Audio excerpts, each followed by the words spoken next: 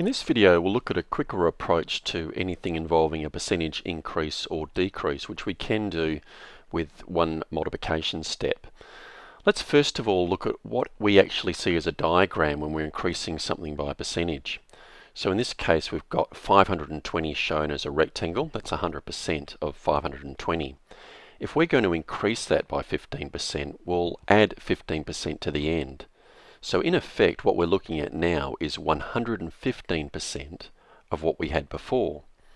So to effectively do this multiplication, all we need to do is think of 115% as a decimal. Now 115% is equal to 1.15, and we know that by converting a percentage to a decimal by dividing by 100. So to calculate the increase of 520 by 15%, we multiply 520 by 1.15, and when we do that we get an answer of 598. Now if you're uncertain as to why we multiply by 1.15, keep in mind that multiplying something by 1 gives us the same result, and multiplying by 0.15 gives us 15% of something. So multiplying by 1.15 gives us the original result plus 15% extra. Now look at what happens when we decrease something by a certain percentage. Again, we'll represent this amount of $70 by a rectangle.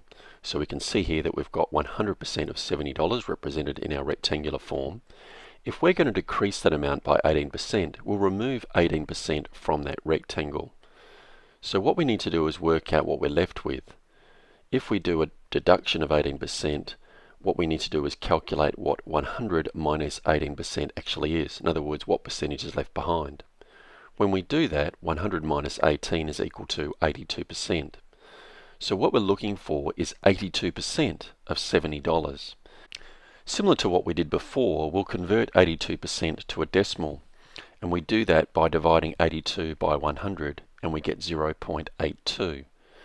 So to perform our calculation, what we need to do is multiply 70 by 0.82, and when we do that we get a result of 57.4.